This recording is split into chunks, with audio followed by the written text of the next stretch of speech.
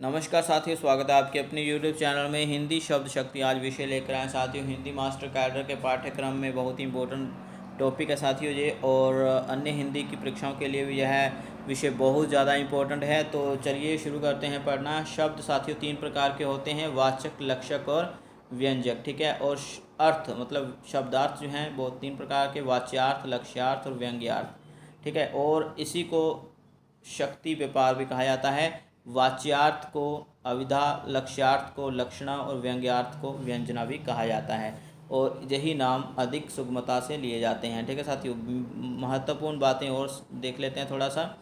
महत्वपूर्ण बात है कि शक्ति शब्द का प्रयोग विश्वनाथ ने पहली बार किया था, और व्यापार शब्द का प्रयोग मम्मट ने किया था। ठीक है, तो साथियों अभी हम शब्द शक्ति की परिभाषा पढ़ेंगे। ठीक है, शब्द शक्ति का अर्थ और परिभाषा बिल्कुल सामान्य सरल मार्ग से। शब्द शक्ति का अर्थ है शब्द की अभिव्यंजक शक्ति।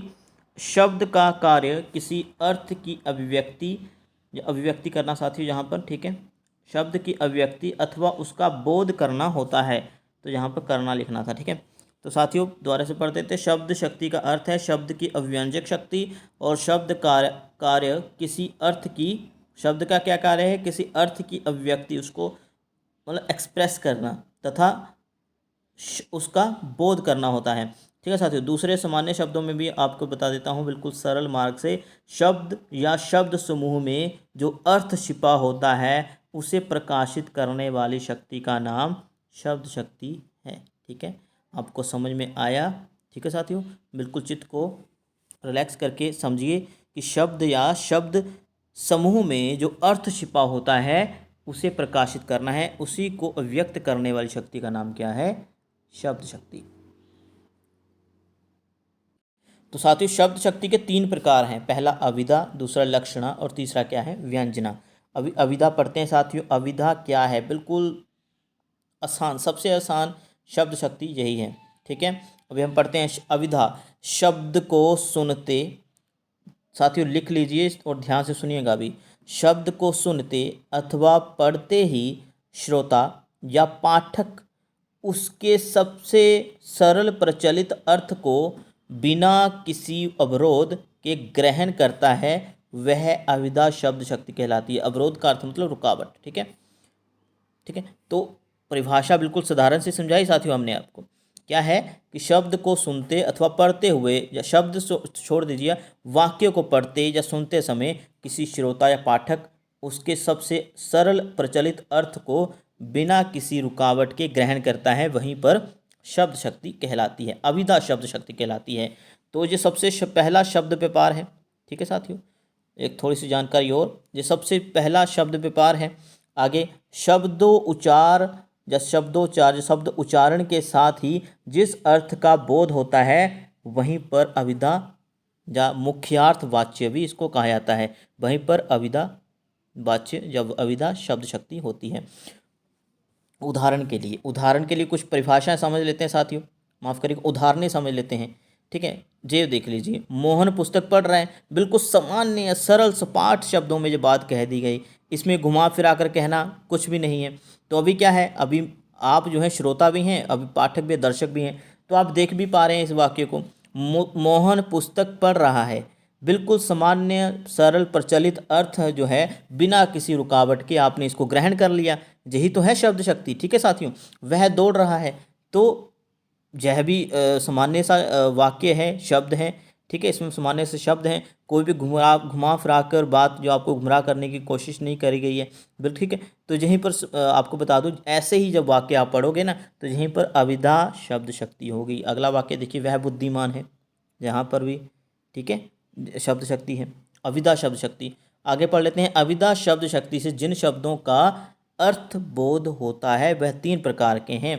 साथियों ये भी मैं बता दूं कि अविधा वाक्यों, अविधा से जो युक्त वाक्य हैं, अविधा शब्द शक्ति वाले वाक्य कह लें या अविधा शब्द शक्ति के शब्द कह लें, उनमें जिन शब्दों का बोध होता है या शब्दों का प्रयोग होता है, ठीक है, शब्दों का अर्थ बोध होता है, या हम कह लें कि उनमें जो शब्द प्रयोग होते हैं उत्पत्ति के आधार पर जो शब्द होते हैं, जैसे ये रूढ़ शब्द आपने पढ़े होंगे, है ना, यौगिक शब्द जो कि दो शब्दों से मिलकर बने होते हैं, जिसमें समास हम कह सकते हैं, प्रत्यय आदि का प्रयोग होता है।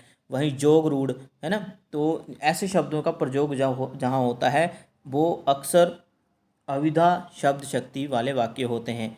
और बस इतनी जानकारी, इसको याद करने की आवश्यकता ही नहीं है। आप ये समझ लीजिए कि उत्पत्ति के आधार पर रूढ़, यौगिक और जोग रूढ़ शब्दों का प्रयोग अविधा शब्द शक्ति वाले वाक्यों में होता है। और इसको ये याद करने की जरूरत नहीं है कि क्या क्या है, नोट इम्पोर्टेंट, इसके बारे में साथ ही पूछा भी नहीं जाएगा। जैसे सामान्य सी जानकारी मैंने एक्स्ट्रा आपको दे दी, ठीक है।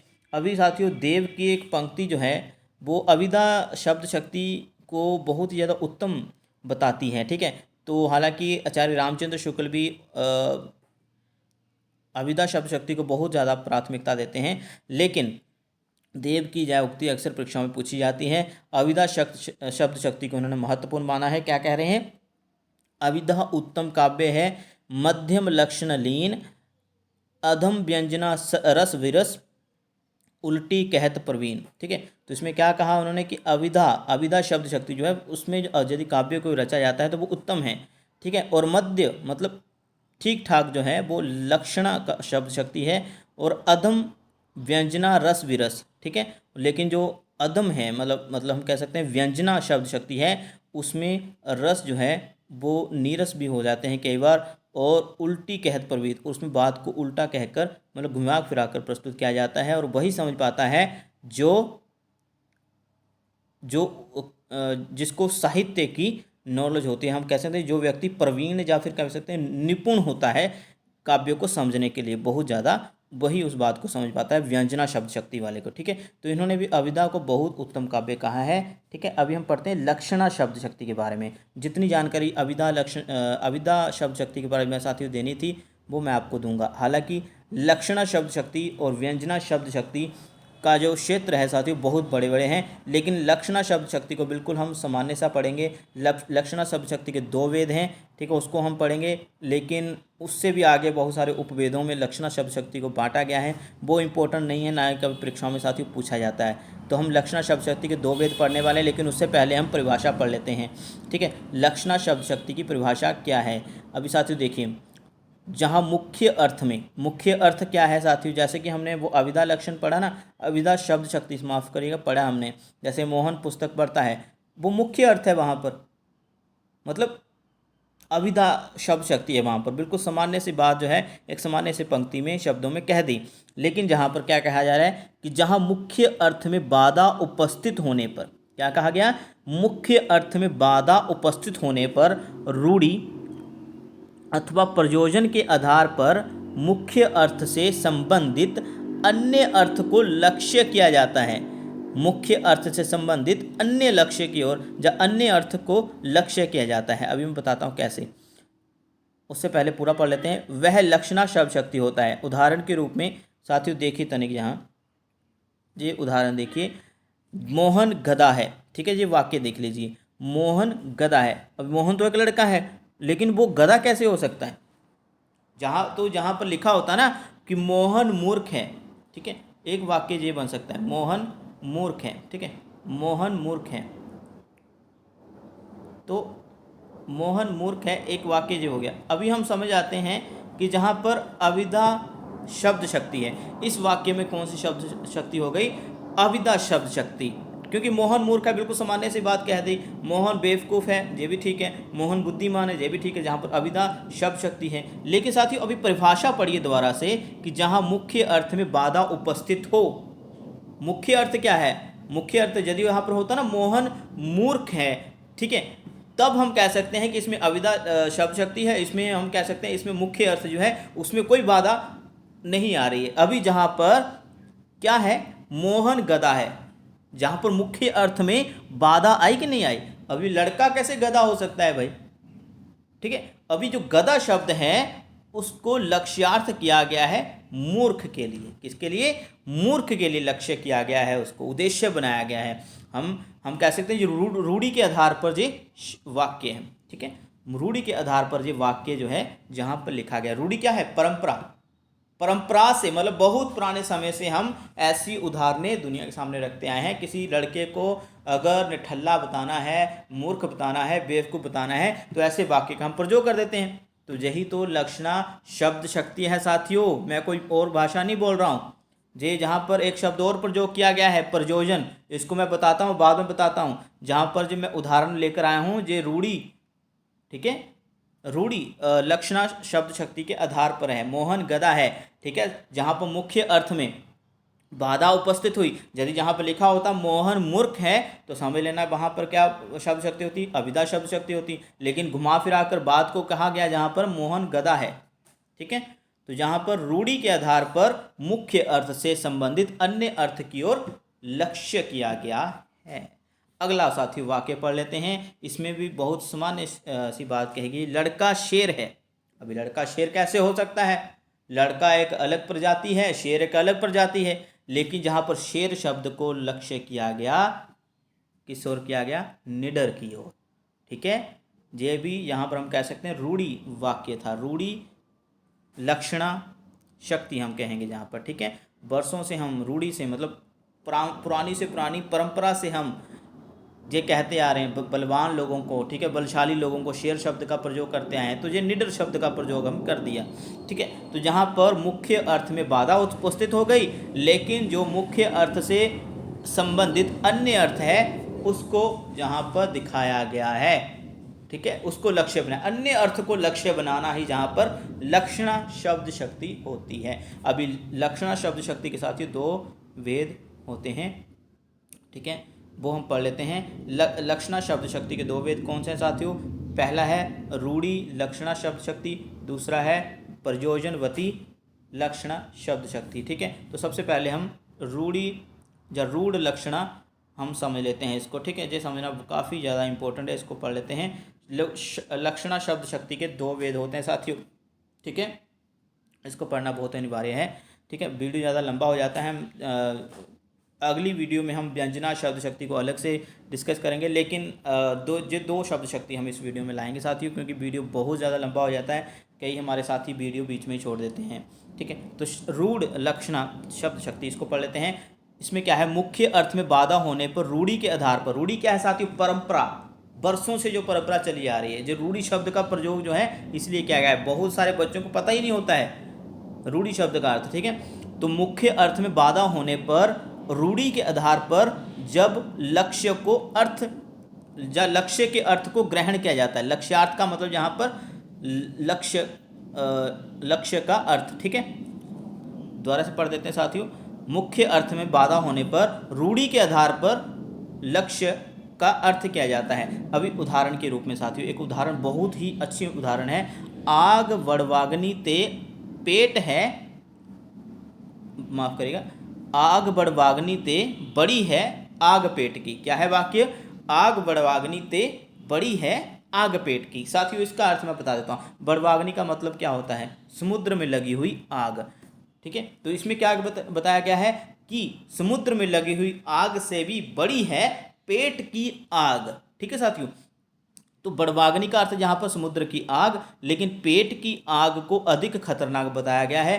पेट की आग का अर्थ हुआ, क्या है अर्थ? तीव्र भूख, जब बहुत ज़्यादा भूख जहाँ पर लगी हुई हो। तो तीव्र भूख के लिए पेट को आग कहना जहाँ पर रूढ़ी हो गया। वर्षों से हम ये शब्द प्रयोग करते आए हैं साथियों, कैसा कि पेट में तो आग लगी हुई है। अभी पेट में सचमुच थोड़ी आग लगी, वहाँ तो भाई है ना बहुत ज़्यादा भूख लगी हुई है, लेकिन रूढ़ी के आधार पर जो है मुख्य अर्थ को दरकिनार कर दिया गया, मुख्य अर्थ को उपेक्षित कर दिया गया, नज़रअंदाज कर दिया गया, लेकिन एक अन्य अर्थ की ओर जहाँ पर वाक्य हमें ले गया, ठीक है। तो क्या कहा गया? समुद्र की आग से बड़ी आग है पेट की, ठीक है। तो जहाँ पर अन्य अर्थ को लक्ष्य करके बात कही गई हो, मतलब रूढ़ी के आधार पर, रूढ़ी मतलब परंपरा के आधार पर साथियों, आपको साथियों बता दूं कि यदि वाक्य में मुहावरों का भी प्रयोग हुआ है, वहां पर समझ लीजिएगा कि समझ लीजिए क्या समझ लीजिएगा, यही कि मुहावरों का जहां पर प्रयोग किया गया है वहां पर रूढ़ी के आधार पर लक्षणा शब्द शक्ति है, ठीक है। रूढ़ी के आधार पर या रूढ़ी लक्षणा शब्द शक्ति है वहां पर जहां पर मुहावरों का प्रयोग किया गया है। साथियों देख लीजिए कैसे। उदाहरण के रूप में मैं बोल दूं कि राम अपने माता पिता के अंधे की लड़की है, माफ करिएगा लकड़ी है, ठीक है। राम माता पिता की अंधे की लकड़ी के समान है। राम अपने माता पिता की अंधे की लकड़ी के समान है, ये ठीक रहेगा, है ना। तो इसमें अंधे की लकड़ी मतलब सचमुच वो लकड़ी तो नहीं है ना, ठीक है। तो एक मतलब सहारा हम कह सकते हैं। तो जहाँ पर मुहावरों का प्रयोग हो, ठीक है, वह ईद का चांद हो गया है ना। ईद का चांद बहुत दिनों के बाद दिखाई देना, मतलब है ना। तो ऐसे मुहावरों का भी जहाँ पर प्रयोग हो वहाँ पर रूढ़ि लक्षण, क्योंकि ये मुहावरे सदियों से बोले आ रहे हैं साथियों, बोले जा रहे हैं। अगर लोकोक्ति का भी प्रयोग हुआ हो रहा हो तो समझ जाइएगा वहाँ पर लक्षणा शब्द शक्ति का पहला भेद रूढ़ि लक्षण शब्द शक्ति है। आगे साथियों हम दूसरा भेद पढ़ेंगे, फिर हम वीडियो को यहीं पर समाप्त करेंगे। फिर अगली वीडियो व्यंजना शब्द शक्ति के बारे में लाएंगे साथियों। हालांकि वो भी वीडियो हम तैयार कर दिए हैं, लेकिन एक साथ नहीं करने वाले हैं क्योंकि वो थोड़ा सा ज़्यादा टफ सी है शब्द शक्ति, उसको पढ़ेंगे डिटेल से। तो प्रयोजनवती लक्षणा शब्द शक्ति इसको पढ़ लेते हैं। तो इसमें क्या क्या है, मुख्य अर्थ साथियों, मुख्य अर्थ क्या है, वही अविदा शब्द शक्ति, ठीक है। अविदा शब्द शक्ति ही मुख्य अर्थ है, समझ लीजिएगा। मुख्य अर्थ में बाधा होने पर, ये बात वहीं पर वे कही गई थी, रूढ़ि शब्द माफ करिएगा, रूढ़ि लक्षणा व्यंजन में कही गई थी कि मुख्य अर्थ में बाधा होने पर जब रूढ़ि के आधार पर लक्ष्य का अर्थ बोध करवाया जाए। जहाँ पर भी यही बात है, मुख्य अर्थ में बाधा होने पर किसी विशेष प्रयोजन के लिए, जहाँ पर प्रयोजन हो गया, मुख्य अर्थ में बाधा होने पर किसी विशेष प्रयोजन के लिए जब लक्ष्य के अर्थ का बोध करवाया जाता है, वहाँ पर प्रयोजनवती लक्षणा शक्ति होती है या शब्द शक्ति होती है साथियों। प्रयोजन का अर्थ क्या है, उद्देश्य। क्या होता है साथियों, उद्देश्य, ठीक है। अब एक उदाहरण लेकर हम समझते हैं साथियों, ठीक है। उदाहरण लेकर समझते हैं, ये देख लीजिए। ये उदाहरण है, क्या है उदाहरण, तुम शुद्ध बुद्ध आत्मा केवल, क्या है, तुम शुद्ध बुद्ध आत्मा केवल, हे चिर पुराण हे चिर नवीन, हे चिर पुराण हे चिर नवीन। तो साथियों आपको बता देता हूँ कि महात्मा गांधी के लिए प्रयोग की गई है पंक्ति। तो क्या कहा गया, गांधी जी को जहाँ पर निर्विकार मतलब विकार से रहित, और विकार मतलब बुरे गुणों से रहित, ठीक है। तो क्या कहा गया है कि गांधी जी को जहाँ पर निर्विकार पवित्र सिद्ध करने के लिए या सिद्ध करने के प्रयोजन से, प्रयोजन उद्देश्य से उन्हें आत्मा कहा गया है। क्या कहा गया है, तुम शुद्ध बुद्ध आत्मा केवल, ठीक है, तुम शुद्ध बुद्ध आत्मा केवल। तो जहाँ पर उद्देश्य प्रयोजन से आत्मा कहा गया है, किस प्रयोजन से, कि वह निर्विकार और पवित्र, यही बात सिद्ध करने के लिए जहाँ पर उनको आत्मा कहा गया है। तो यहाँ पर हम कह सकते हैं मुख्य अर्थ तो गया ही, मतलब उसमें बाधा हो गई, ठीक है। तो अन्य अर्थ मतलब कोई और अर्थ जहाँ पर किया गया है आत्मा के लिए, ठीक है साथियों।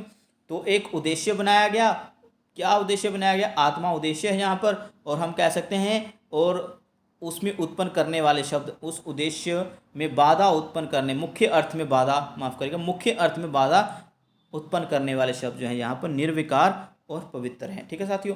तो ये तो हो गया। यदि साथियों ये अविदा शब्द शक्ति इस वाक्य को बनाना होता तो कैसे बनता, अब हम कह सकते थे सीधा ही कि महात्मा गांधी निर्विकार और पवित्र विचारों वाले हैं, इसलिए वह एक शुद्ध आत्मा है, ठीक है, हम ऐसे कह सकते थे, ठीक है। तो ये साथियों सामान्य सी बात है कि जहाँ पर अन्य अर्थ की ओर बात को खींचा जाए या अन्य शब्द के अर्थ की ओर बात को ले जाया जाए, मुख्य अर्थ को दरकिनार कर दिया जाए, नज़रअंदाज कर दिया जाए, वहीं पर लक्षणा शब्द शक्ति होती है। और प्रयोजनवादी शब्द शक्ति में एक प्रयोजन होता है, एक उद्देश्य होता है, और कुछ शब्द उसके लिए प्रयोग किए जाते हैं, और उस शब्दों का प्रयोग करके प्रयोजन को लक्ष्य किया जाता है, ठीक है।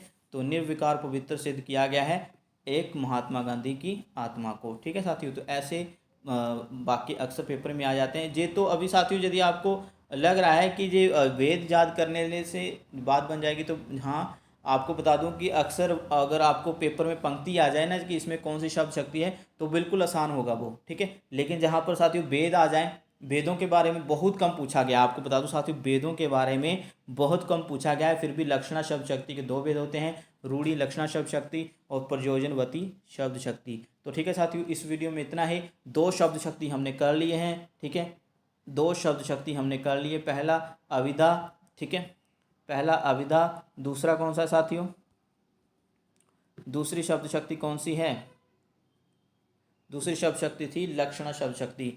तो ये जहाँ पर समाप्त हुए साथियों, अभी हम पढ़ने वाले हैं आगे व्यंजना शब्द शक्ति, वो हम आगे पढ़ेंगे साथियों अगली वीडियो में। क्योंकि वीडियो बहुत लंबा हो जाता है। तो कोई बात नहीं, मिलते हैं अगली वीडियो में साथियों, क्योंकि व्यंजना शब्द शक्ति थोड़ा सा चैप्टर बड़ा है तो उसको भी हम पढ़ेंगे साथियों। तो ध्यान रखिए अपना, जे जितना बताना था मैंने बता दिया, इससे अधिक परीक्षा में पूछा भी नहीं जाएगा। आपको बता दूं साथियों कि लक्षणा शब्द शक्ति का जो टॉपिक है वो और भी बड़ा है, और भी उसके उपभेद हैं, लेकिन मुझे लगा कि इतने ही बताने चाहिए, इससे अधिक गहराई में पूछा ही नहीं जाता है साथियों। ठीक है, तो मिलते हैं अगली वीडियो में, तब तक अपना ध्यान रखिए, धन्यवाद।